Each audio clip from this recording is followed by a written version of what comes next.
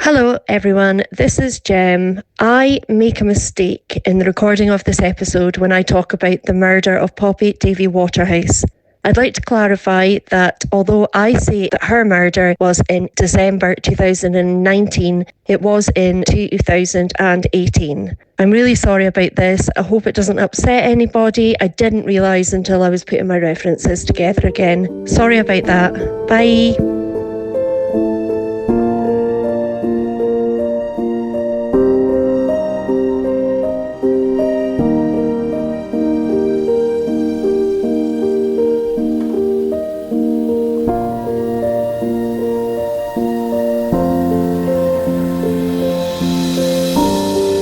Hi, I'm Jem. And I'm Victoria. And this is The Criminal. Let's get ready. The Criminal Crack. Let's get ready to rumble. Sorry, I was a bit late there.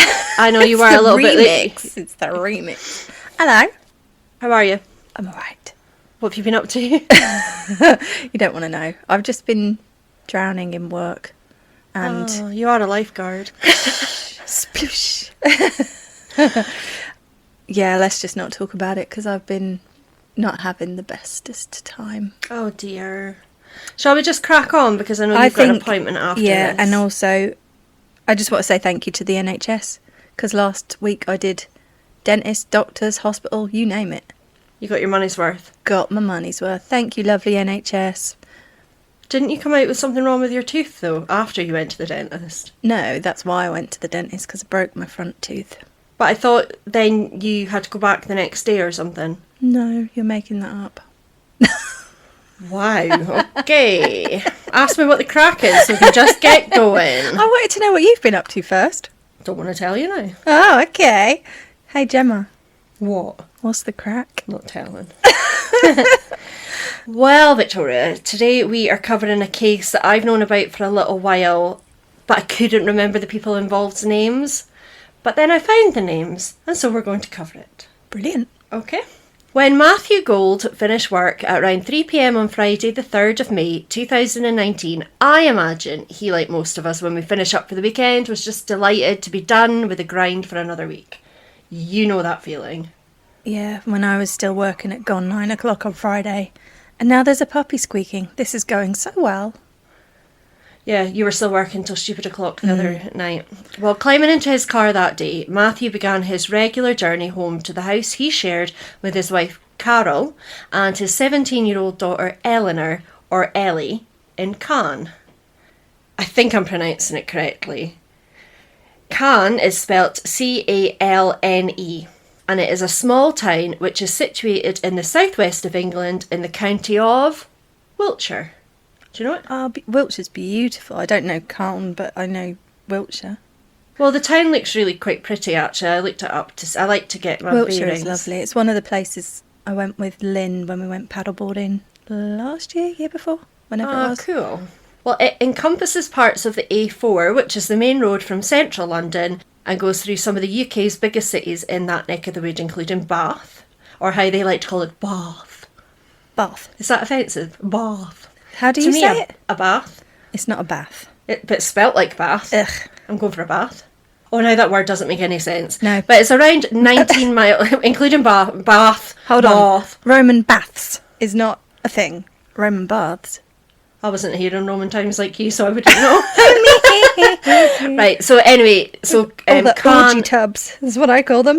The what? Orgy tubs. I think you called it laundry tubs or Audrey. Right, can I get on with this or what? So Bath would be about 19 miles from Cannes, or Cannes 19 miles from there. The Gould family home was on Springfield Drive, which from all accounts was a quiet, normal residential street just off the A4 main road. Upon arriving on the street, Matthew parked up, climbed out of his car and walked up to his front door before using his keys to unlock it and entered. Poor Matthew had no idea what he was walking into at about 3:15 that day, in the last moments of his normal life. Making his way into the kitchen, Matthew was horrified and stared in disbelief at the sight of his beautiful girl lying face down on the floor, covered in blood with a knife protruding from her neck. Blood pooled around her head as she lay there stiff and cold. Grabbing the phone, he called 999, sobbing for help for his daughter, who he believed had somehow fallen and hurt herself, before hanging up and calling Carol, who was in work. When she lifted the receiver to her ear, she was shocked to hear her husband of years, Matt, hysterically begging her to come home, as Ellie had been involved in some kind of accident. Without a pause, she was up and running for her car, knowing that given the state of her partner, it had to be bad. She had never heard him in such a state in all the years they'd been together. As she made her way in her car home to Springfield Drive, all she could think was that knowing Matt, who hated the sight of blood, Ellie had probably just accidentally cut herself and things weren't actually as bad as they sounded. However, after running into their home, she suddenly realised she was wrong. Ellie was gone, they thought, the victim of a terrible and tragic accident. It wasn't until later that evening when police informed them that no, this wasn't an accident. Their baby girl, their one and only, had been murdered. Ellie, or Eleanor, was a beautiful and fun-loving 17-year-old girl who was on the verge of making her next step of womanhood. In May 2019, she was conscientiously preparing for her mock A-level exams with a view to heading off to university alongside some of her closest friends after the summer. It was her ultimate ambition to join the police in the mounted division, a choice that surprised no one who knew her because although she loved all animals, Ellie's heart lay with horses. So she wanted to ride the police horses. Yeah. This case rings a bell. I think it will. It should do. Known as an excellent horse rider, she had competed in many local shows and cross-country events on her four-legged friends. Despite her dedication to equestrian pursuits and her studies, she has been described as fun-loving and a true joy to be around, caring and kind. Since the previous summer, she had been loving being part of her sixth form class at Harden Huish or Harden Huish, Harden, and then it's Huish, school in Chippenham. Harden Huish. Harden Huish. It sounds like the Star Trek doors. Whoosh. Don't watch Star Trek. Okay. Not a nerd. I don't watch Star Trek either. Yeah, you do. I know. And she was part of a tight-knit group of friends, including 17-year-old Thomas Griffiths, whom she had known since year 7, but had begun dating in January 2019 after he asked her out. So how old were they, sorry? 17. 17, both of them? Mm-hmm. Okay. He was also a sixth former in the same school and is believed to have been exceptional academically and in sporting pursuits. Along with playing rugby and swimming at county level, Thomas also swam at an international level. All of this work led him to being awarded the title of prefect in his final year at Harden Huish School. Apparently, when he first asked Ellie out, she told her mum that she felt flattered and accepted, and before long they were a couple. They would spend a lot of time together, with Thomas being included in some of her family events, including her 17th birthday meal. Carol and Matthew found him to be quite quiet and didn't think they were a great match, but figured it probably wouldn't last long as he was Ellie's first boyfriend, and a lot of times these first relationships don't go too far anyway. Unless, like me, you marry them and then divorce. Despite this, they always did their best to make him feel welcome because he clearly adored their daughter and she appeared, for the most part, to enjoy being with him too.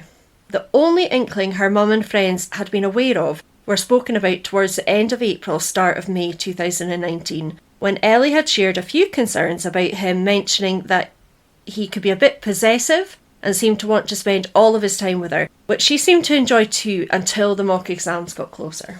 She told her mum that Thomas was a bit put out when she started wanting to go home to study right after school rather than hang out with him. Ellie didn't see it as a big deal as they saw each other all day in school, and anyway it was only to be temporary till the mock exams had passed. And that's sensible of her.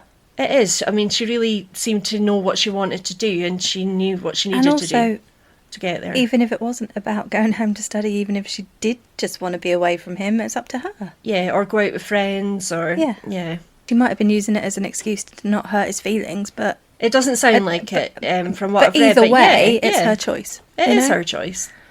And if you can't be away from somebody, that's a problem. Yeah.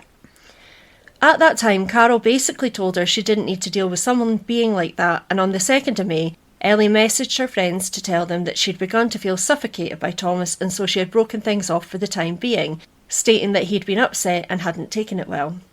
When faced with the idea that their daughter had been murdered, the last person on Carol and Matthew Gould's mind as the perpetrator was Thomas Griffiths, Even when police told them they were looking to talk to him. Carol said he doted on her.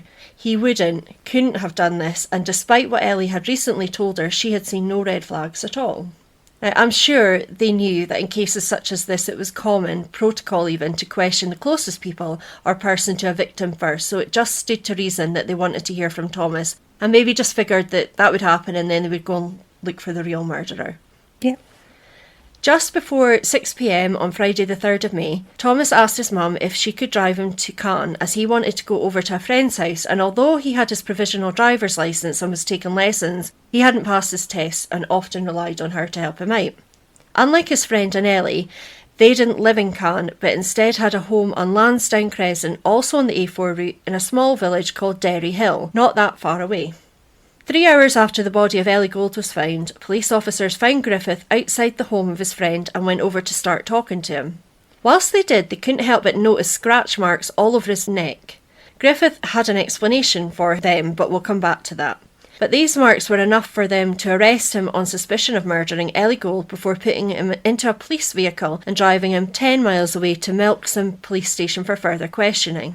At his arrest, the police report states that he asked, "Is my girlfriend okay? I haven't seen her today." For 3 days, Griffith was held at the station and interviewed as investigators compiled evidence. As each new piece of information came in, Griffith was presented with it, but denied any wrongdoing. Eventually, he would concede that, he had seen Ellie that day after all, when he had gone to her home to study with her, and everything was fine when he left, but later, when police said they didn't believe this and confronted him with evidence that there were no school books or folders at the scene to support this, he backtracked and said he had gone there to chat to her and they had ended up arguing, though he wouldn't say why, but he hadn't hurt her. Finally, after just 3 days of investigating, on May the 6th, 2019, the findings were taken and presented to the Crown Prosecution Service, or CPS, who decided that there was enough there to charge Thomas Griffiths with Ellie's murder. On Tuesday, May the 7th, 2019, at Bristol Crown Court, he was charged and put on remand, where he continued to deny his involvement until August the 29th, when he appeared again in Bristol Crown Court and pled guilty. And I can only speculate that his defence QC, Sasha Wass, had advised him to go down this route given the evidence the CPS were now holding, probably explaining that short of a miracle he was going down for this, but pleading would potentially shorten his sentence. Before I tell you what happened when he returned to court in November 2019 for sentencing, let me tell you what happened to poor Ellie. This account includes information from Griffith's eventual confession and accounts from witnesses. At the end, I'll share the evidence collected by Wiltshire Police which fully supported his arrest. I actually think I said that when I was writing this. It might be mixed in, I can't remember now. On the morning of Friday the 3rd of May 2019, Thomas Griffiths was driven to school by his mother, something she did quite regularly as he was unable to drive, though as I mentioned earlier, he was learning. As she drove away, she had no clue that entering Hardenwish School in Chippenham that day was the last thing on his mind. Whether he himself knew that his day would end in such violence, we will never know, but we do know he had no intention of studying for his mocks. As soon as he got out of the car, his mother no longer in his sights, he used his iPhone, not sponsored by but would be delighted to be, to quickly type out an email to his teachers to make them aware that he would not be coming into school that day as he felt sick. Following this, he then texted a friend, but the excuse he gave for his absence was different. This time he said he had to go home and collect some books that he needed. Next, he walked to Chippenham bus station about a mile away and caught the 8:32 bus to Derry Hill. This was confirmed by CCTV footage taken on that very bus. He was captured on screen at 8.32 and 28 seconds, so 8 minutes 32 and whatever the denomination after seconds, it's milliseconds, alongside the date, which is clearly shown at the bottom left of an image which has been shared online as the 3rd of May 2019. Looking towards the back of the bus, Griffiths is sitting on the left-hand side of the vehicle in the aisle seat of a set of 2 seats. His dark-haired head is down, as if he's possibly looking at a phone, but from pictures I have seen, it does look like it is Thomas. He's wearing dark grey or black trousers or even skinny jeans, and a black sweatshirt, possibly a hoodie, with white writing across the chest, which I can't read for myself, but you can have a look. At 8:40am, he alighted the bus, began walking, and then let himself into his home on Lansdowne Crescent, Derry Hill. In his own testimony, Griffiths was upstairs when he heard the front door open and his mum making her way through it. Panicking that she was about to catch him skiving off. Skiving off? Everybody knows what that is, don't they? Skiving, bunking, Duking. Truanting. Yeah. He snuck into his cupboard to hide, staying there until she had left the home again. Once the shock of nearly being caught had passed, despite his lack of licence, he grabbed a set of keys belonging to one of the family's cars, a silver Ford Focus or Fiesta depending on the source, and made his way back to Cannes and the home of his recent ex-girlfriend Ellie Gould, though he would refer to her as his girlfriend in police interviews. He landed on her doorstep in the time after 10:30am, which we know because a neighbour of the Goulds spotted a young man matching Griffith's description and came forward when news of Ellie's death had spread. This was also further supported by phone data. Police had pulled location information from his account, which showed that his phone was at Ellie's home between 10:58 and 11:51 that day. And when he was picked up by police, he had his phone on him. So this is where they do the pings from all the towers. The towers, yeah. So what's interesting here is he never ever said that his phone, he didn't have his phone. If he'd said he'd lost his phone or left his phone at home or whatever, I mean, they could still show that that hadn't happened. But there would have been plausible deniability if he said somebody took his phone or he'd lost it because somebody else could have been at the house. But he couldn't use that because... He'd never said that because that would have been a lie. Knocking on the Gould's door, I can only imagine what Ellie thought when she opened it and saw him standing there. It would appear that she was willing to let him in, as there doesn't appear to have been any disruption on the doorstep, at least none that was reported. And honestly, why wouldn't she? You know, they've known each other a long time. Yes, you've just dumped him, but yeah. Yeah, and most people feel really awkward and guilty when they break things off with somebody, don't they? And it would be a leap to think that he's going to go... Oh, he's here to murder me. You know. Mm-hmm. I always think it's worse to dump somebody than be dumped. I think it's harder, especially if if you've just, like, in these circumstances, it wasn't that she didn't like him or anything, it was more she needed time to study. I was just feeling a little bit suffocated, so it would have been quite difficult saying, I don't really want to see you. It would have been better if it had been the other way around. Yeah, I've never been the dumper. I've fled. That's a different story, though. I've dumped and it was awful. I just sort of avoided him. Sorry, that's going in the bloopers. You're talking about poop, young lady. Jeez. Oh, God. I know. Grow up, Victoria. Definitely grow up. At 17, and given what we've been told about her personality, I think she was maybe a bit of a people pleaser. Not in a negative way. More that she wouldn't have ever liked to have disappointed somebody and would want to smooth things over, if that makes sense. That's speculation. Yeah, you would. I used to do it to a certain... Well, I used to be a real people pleaser. I do it to my own detriment sometimes, which... What when I'm not shouting at you? No, I don't mind that. I quite enjoy it. Yeah, you do. It's possible she asked him through the kitchen to talk to her. Maybe she just thought, she'd have to explain more, or... Because I think initially it was for the exams, and there was a potential that they could get back together. Probably still had feelings for him. Of course. So you don't just flick a switch, do you? Well, most people don't. So, yeah, I can imagine it would be perfectly reasonable for her to let him in. Yeah, especially at 17. You don't think, if you've not been through other crappy relationships, you don't just assume everybody's shit, do you? No.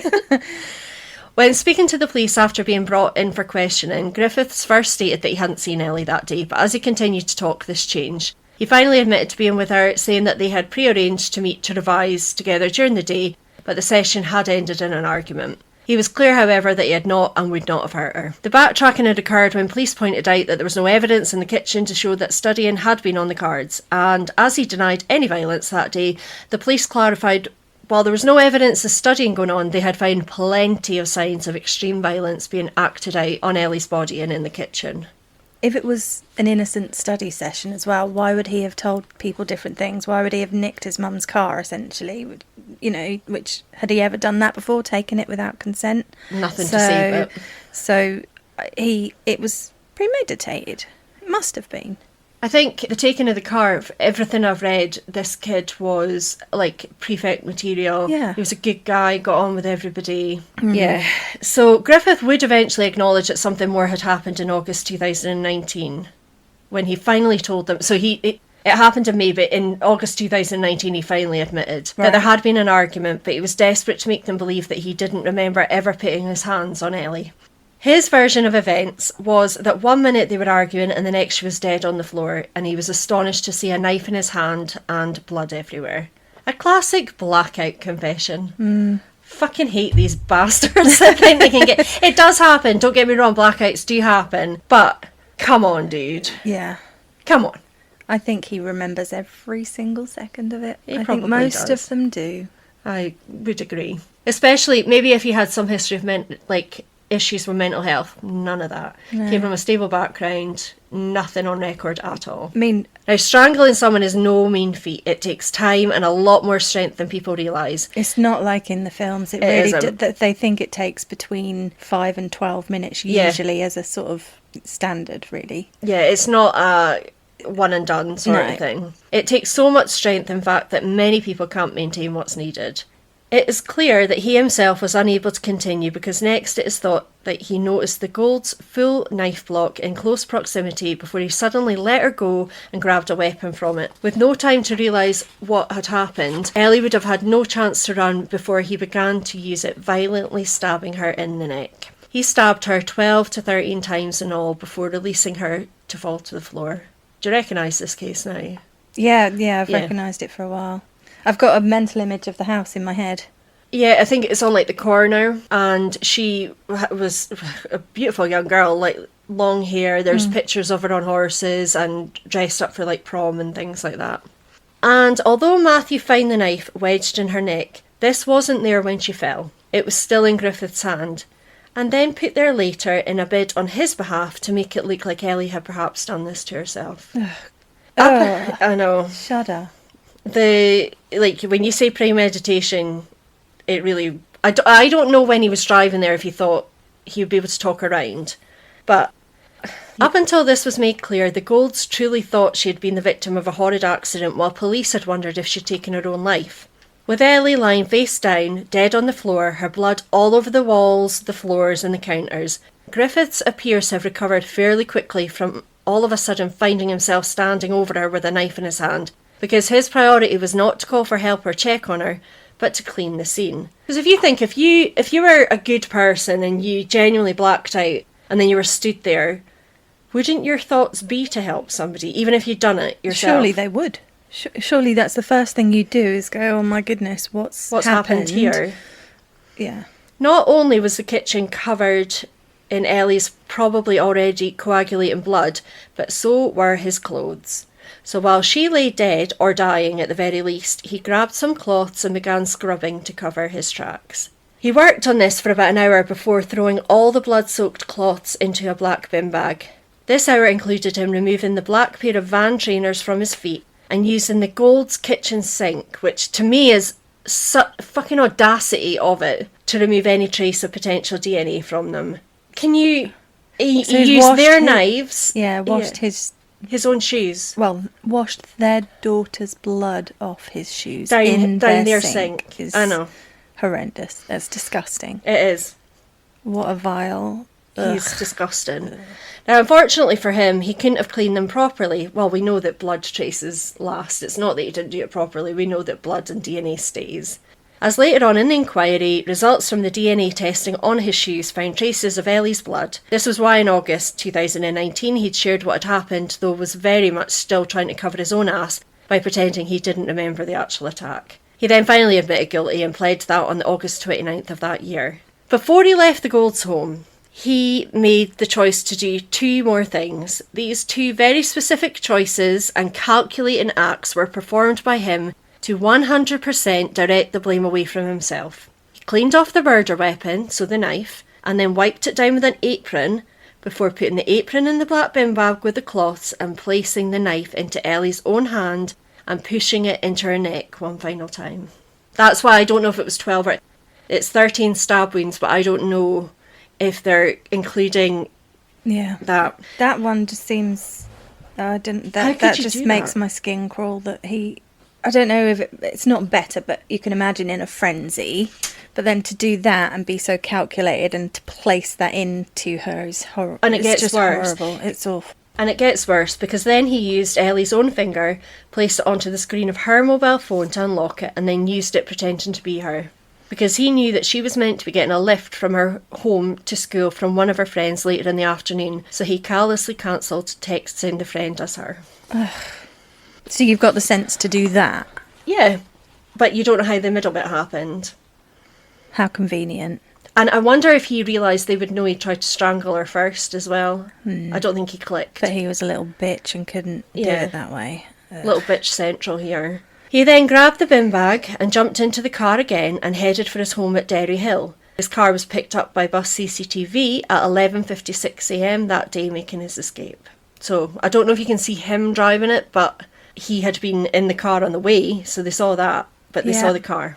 Arriving home to an empty house again, he got to work quickly. He removed his blood-stained clothes, the hoodie and jeans or trousers I mentioned earlier, and put them straight in the washing machine. And then in a fresh outfit, he left the house, once again carrying the bin bag, and walked to woods about 9 minutes from his home. Once there, he threw the bag into the woodland and began walking home again. And I will share pictures of this.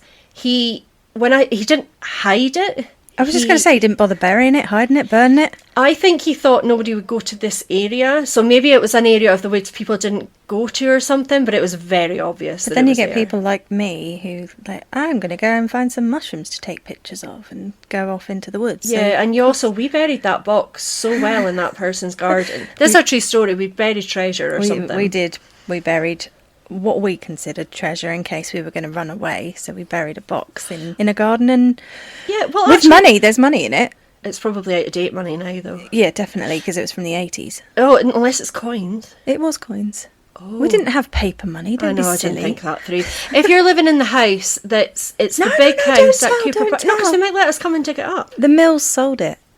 They sold the house and moved to Australia. No, I know that, but there'd be new people. So the people who have the house now might be listeners. I think it's a chiropodist or something now, That's public land. We could book a chiropody appointment. It'll have to be you. I don't want somebody touching my feet. And go digging.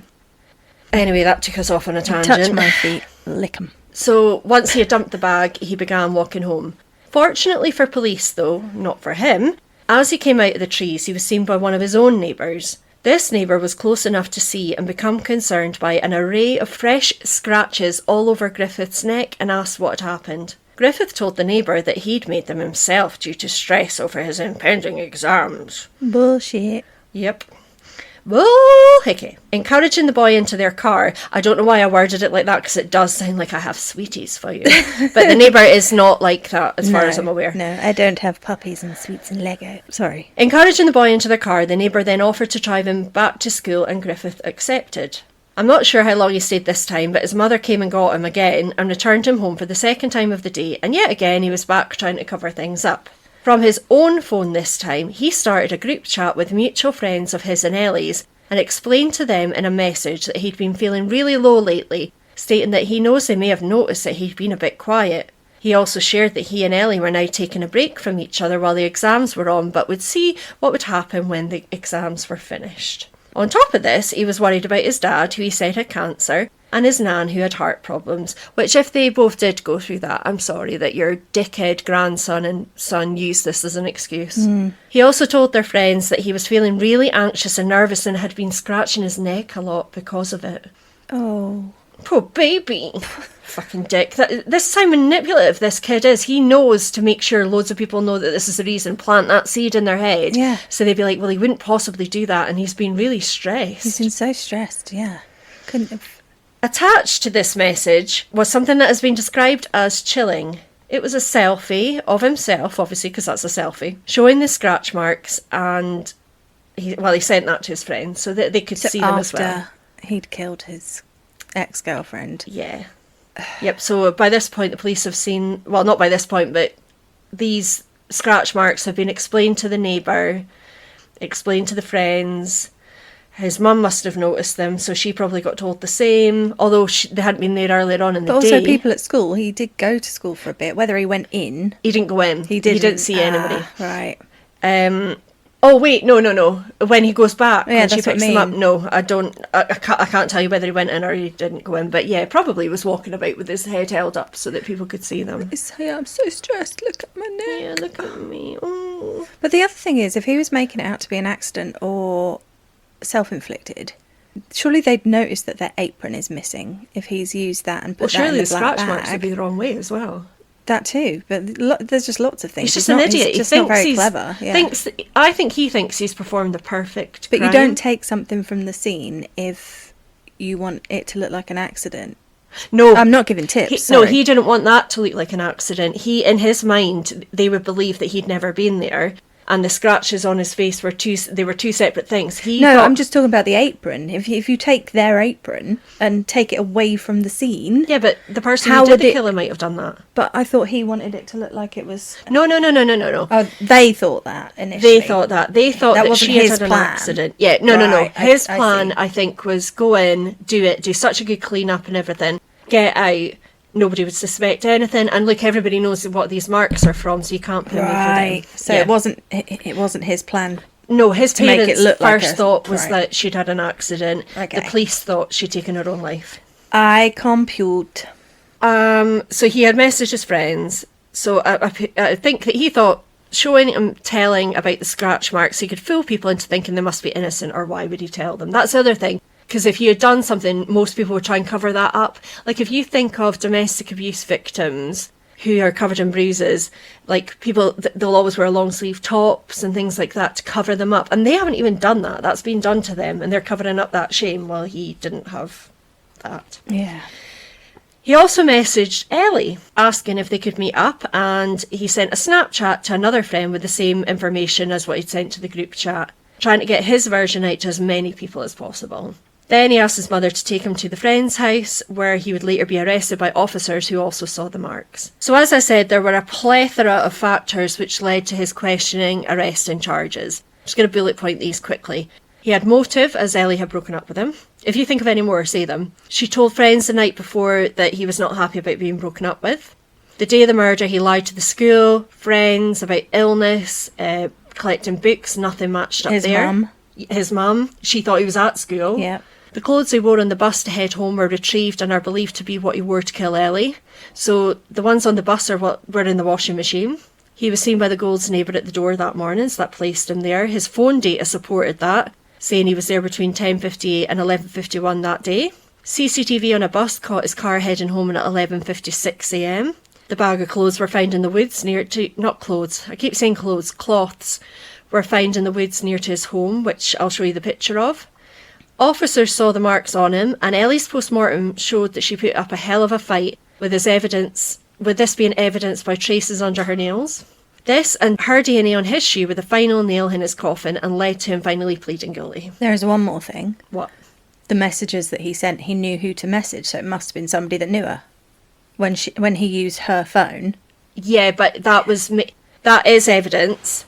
But he knew who to message to say don't pick me up and stuff. Yeah. So he knew it was not a stranger. No, but that only makes sense when we know it was him that did it. That was meant to look like it was her that did that. But yeah, I get what you're saying. But yeah, 100%. He's not very clever. No.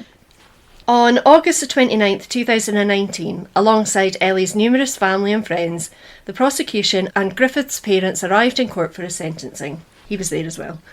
I'd like to point out that while the defendant was 17 when he committed this awful crime, he had turned 18 by this appearance in court. A fact I'll come back to later. On that day, all the evidence was again shared by the prosecution team before the defence stood to speak on Griffith's behalf. This included a letter he himself had written, and I've seen some of it, but I'm not going to share the contents because I believe that he only did it to save his ass and help him get a shorter sentence. Needless to say, he said he was remorseful, blah, blah, blah, which I don't believe at all. If he'd been remorseful, he would have admitted to it a lot earlier on. And there's something about saying those words that your counsel is going to tell you to say that. Yeah. So if you can't do that with, I think that's not a word, genuinity. Sincerity. Yeah, that's the word.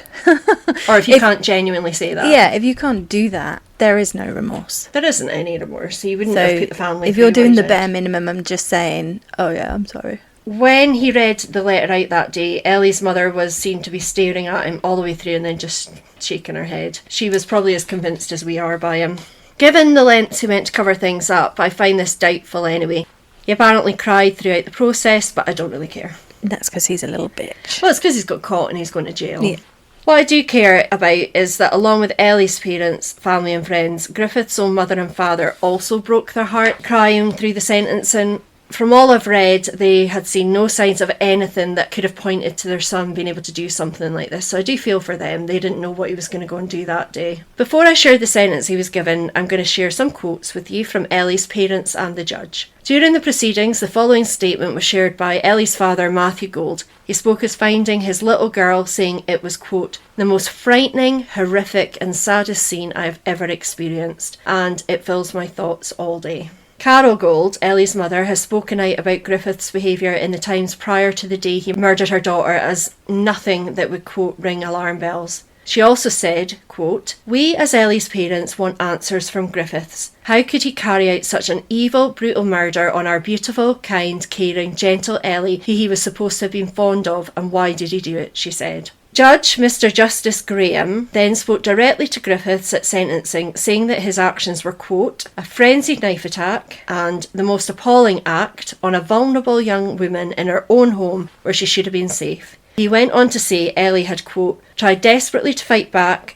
scratching frantically at your neck, and most chilling is that you left her on the kitchen floor with the knife still in her neck and with her left hand on the knife. He also acknowledged what Matthew Gould had to see that day. Quote, there can be no more dreadful scene for any parent to contemplate than that which confronted Ellie's father when he came home from work that day, Mr Justice Garnham had said. Then he handed the sentence down.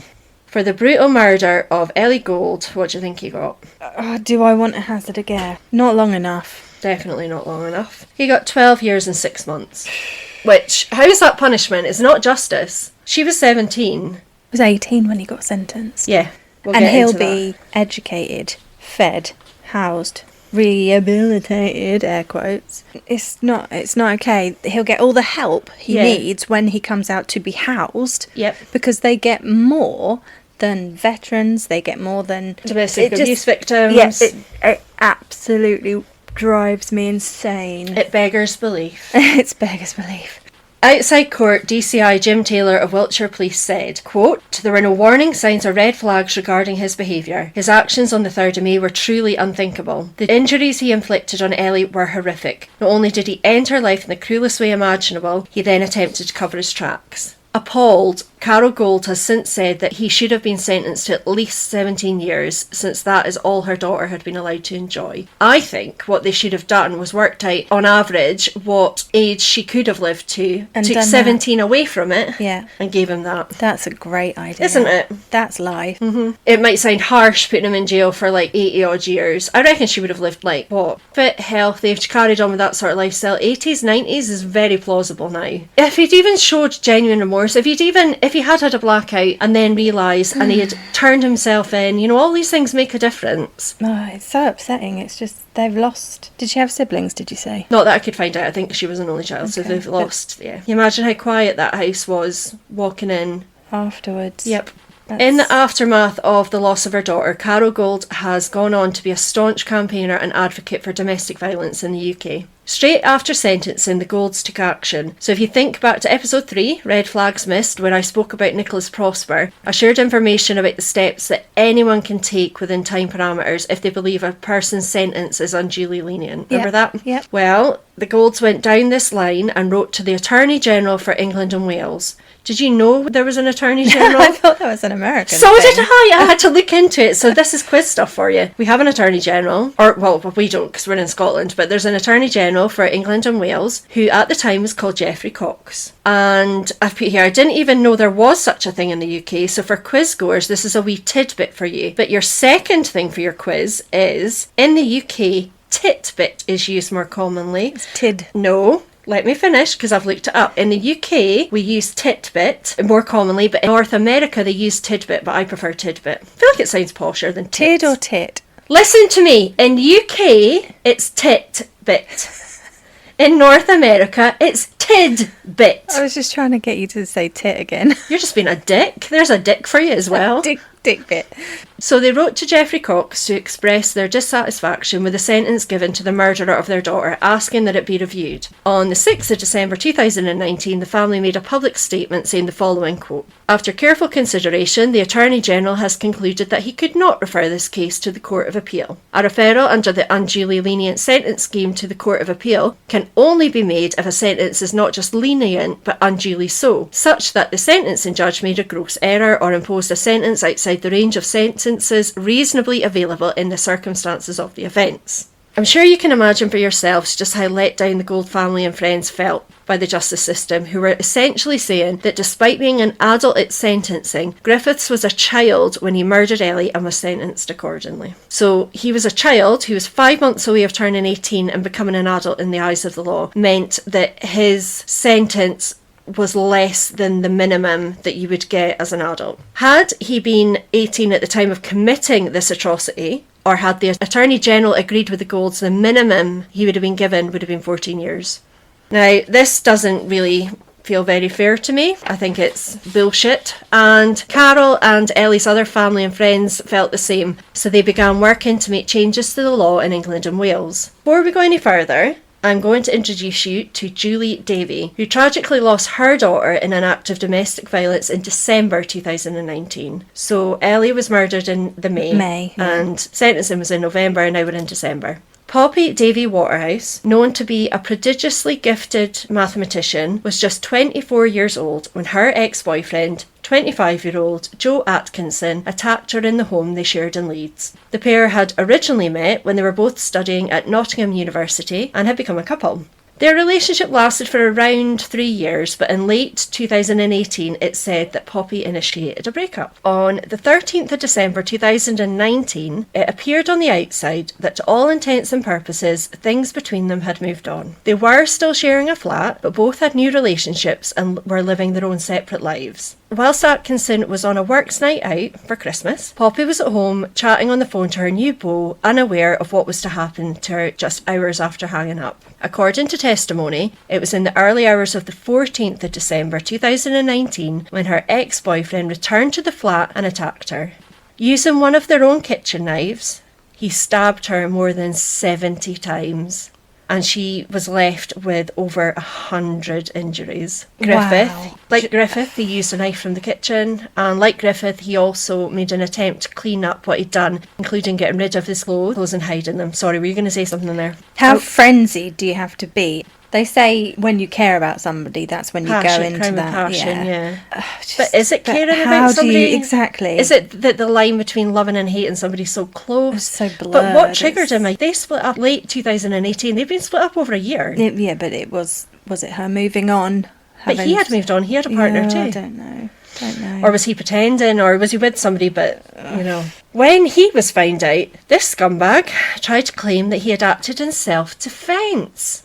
70 stab wounds that's not overkill. No, not at all. This lie, he was unable to keep the lie going because it fooled absolutely no one. For this crime, he was given a life sentence with a minimum term of 15 years and 310 days to be served before it could be reviewed. He's never shown remorse, and he's not offered any form of explanation to the family at all. So they don't even know, did he go in and... I mean, she must have been in bed. It was the early hours of the morning. The death of Poppy led to Julie and Carol Gould coming together to found a campaign organisation called Killed Women. Have you heard of them before? I'm not sure. So these mums are the founders. During research, I obviously looked into the work that they do, and I was equally horrified and chilled by the statistic that greeted me as soon as I opened their website, which outlines perfectly what their aim is. A woman is killed by a man every 3 days in the UK. They are our daughters, sisters, mothers and loved ones, but we're not after sympathy. What we want is change. The Killed Women organisation works hard to protect the lives of women and to fight for justice for those who are taken while supporting those left behind, so like restitute, when a woman in their life is taken.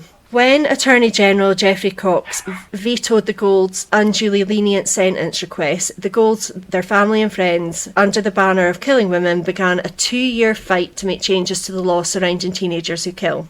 For 2 years, Poppy's mum, Julie, fought alongside Carol and her loyal team of supporters in a bid to make legal changes to the sentences that can be handed down for cases such as Ellie's. They made it clear that they wanted tougher and longer sentences for minors, older teens like Griffith, who presented with no mental health issues preceding the crime and came from a loving and stable home. This campaign did not go unnoticed and made it into parliamentary discussions before being introduced into law as Part 127 of the Police, Crime, Sentencing and Courts Bill by Lord Chancellor on the 9th of March 2021. Now known as Ellie's Law, named for Eleanor Gould, Part 127 of the previously mentioned bill is the section now known in legal terms as the starting points for murder when committed under age 18. I will share the details pertaining to Ellie's Law on our socials, as it will sound quite complicated if I try and explain it all here, but these are the main takeaways. Sentences are now grouped into 3 new age ranges according to the age of the defendant when the crime was committed. These are 1. The defendant was 17, 2. The defendant was 15 or 16, and 3. The defendant was 14 or under. There's like 3 columns, so there's different parameters that they can go through. The change in law means that those convicted following the date of the law change will face a sentence that begins at 12 years minimum. That's not the maximum, that is the minimum now, and will rise dependent on age and circumstances. These amendments cannot be used retrospectively, therefore they'll never apply to Griffiths in that manner. His sentence length won't change, but, which you may feel unfair. Sorry for our listeners, I rolled my eyes when and I knew you would, because I was rolling my eyes when I read it. Which you may feel is unfair since it was Ellie's mum and team who made these changes happen. However, although not applicable to his sentence length, Ellie's Law now means that his case will not be allowed to be reviewed, increased or decreased, meaning that at the halfway point of his sentence, where he would have been able to apply for parole and potentially be back out on the street had he demonstrated good behaviour in prison, he doesn't have that right anymore, so he has to do his full sentence. Well, that's one thing. Yeah. The least they could do is what I'm trying to say. It's a glimmer. So the Goulds and everyone else can live happy with the knowledge that he's no longer eligible for parole at any point, and this bastard will be in jail until at least 2031, and even then he might not be released, because then it will be based on how he's behaved when he's in there. Yeah.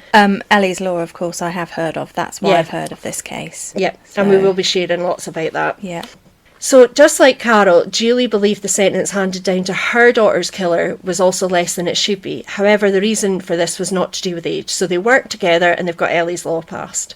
Did you know that in the UK right now, if a woman is murdered in her home and the perpetrator uses a weapon that is domestic, i.e. from inside the victim's home, the sentence handed down is on average 10 years less than if the woman was murdered outside her home or if the perpetrator brought a weapon with them. That's disgraceful, and I feel like it's a statistic we possibly shouldn't be sharing because we're giving people tips. But only if you say that. It's because it's that proof of premeditation, isn't it? If you go armed. But it doesn't make it any less premeditated if the weapon's from in the house. You could have still planned. You know that there's knives in every house. And at the end of the day, it's still somebody being murdered. Yeah. So why should that matter? And we do need to share that statistic because we need people to want to fight for it to change. I agree. Totally. That's just where my brain went. So, if you remember, Poppy was stabbed to death with her own kitchen knife. Yeah. Hence the lower sentence. So he got the 15 years, he should have got 25 plus. So if you think back to what I just said about how many women are killed by men in the UK, it's one every 3 days. And consider the domestic violence plays a huge part in these numbers.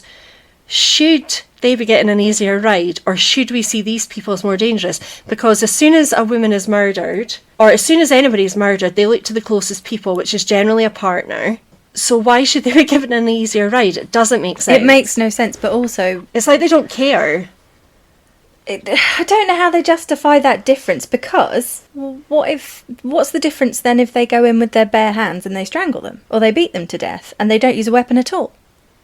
How does that differ? They get 10 years less. That doesn't make any sense. It doesn't make any sense. If you murder somebody and your intention is murder, why is there a difference? Do you know what it reeks of to me? You guys live together, so if they're doing it in your home with your weapon, you've obviously done something to provoke it. That's what it says to me. But a stranger walking down the street, or somebody who's being stalked or something and doesn't know the perpetrator and gets murdered outside, well, what have they done? That's what it makes me think, and I might be wrong, but why is their life valued at less? It should all be the same, and it should all be the higher amount. You invited them in. Just ridiculous. It makes no sense, that difference. It doesn't, and so they're fighting for that.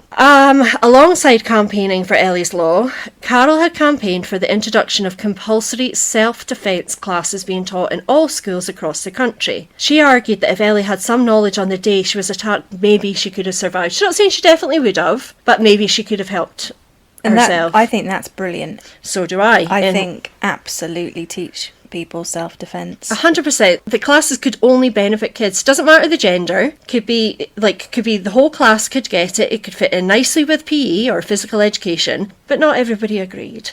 Arguments for and against this were sought before being passed to MP Vicky Ford, who was the Minister for Junior Education at the time, for a final decision.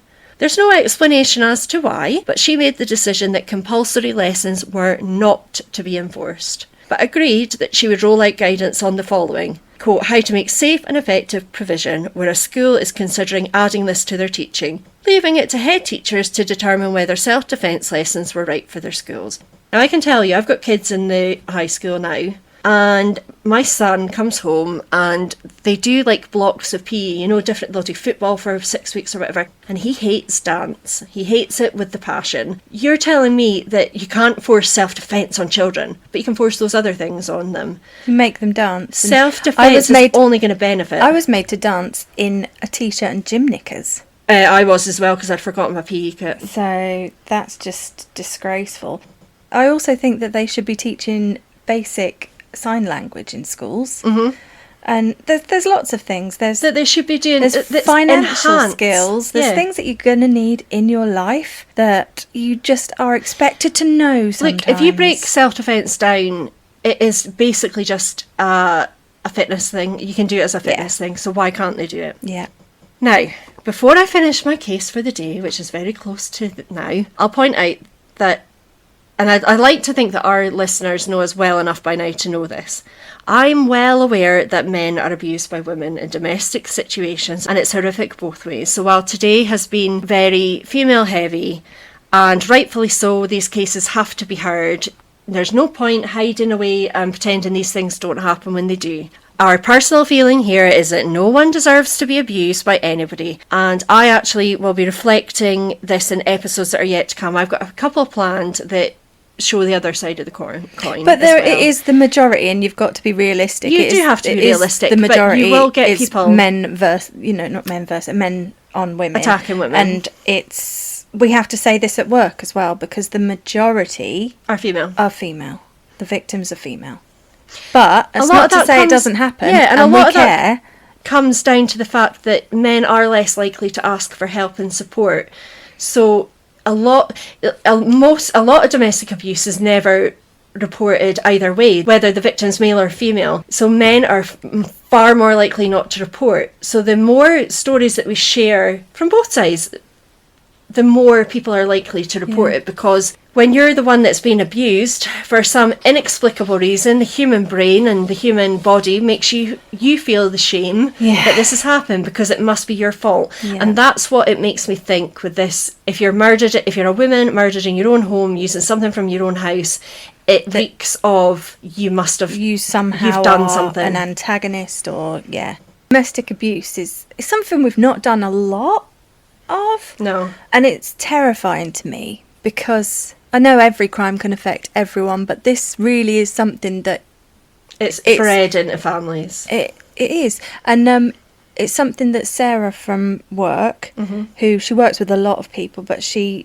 works with a lot of organisations, but she's doing a lot around domestic abuse within the younger community now, and within younger relationships, because it is something that it's monkey see, monkey do. Yeah. And so a lot of people that have been brought up in unstable homes they are reflecting that behaviour. Well, they're mirroring abusers. that behaviour, and they're becoming abusers, but at a much younger age, But also, they're victims in themselves, because it's not a conscious decision for a lot of these people, because they've been born into it's just what they've seen, and that's what they do. So we should be educating and doing what Sarah's doing. Yeah. Educating these kids young to say what you should expect and what you should be giving. It's also about peer groups and how they are encouraging each other to carry weapons, or they're feeling that they need to because they need to protect themselves.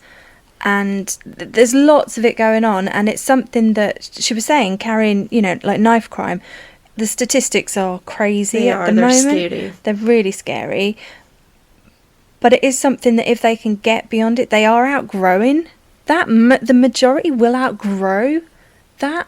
But some of them aren't getting that opportunity because... There is a point that you need to catch these kids at in their adolescence. Well, when they go into adolescence, isn't there? That you can make the changes. But you've also got to be the one from your peer group, your friends, to say, no, let's not do that. Mm-hmm. And that takes some serious courage.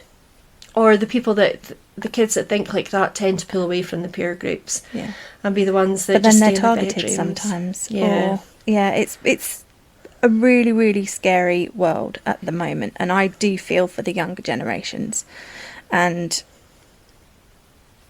we need people like the mothers in your episode. We need people like them to keep doing this stuff. But also we need podcasts that are willing to share this. But it's a shame that it's all born from such horrors.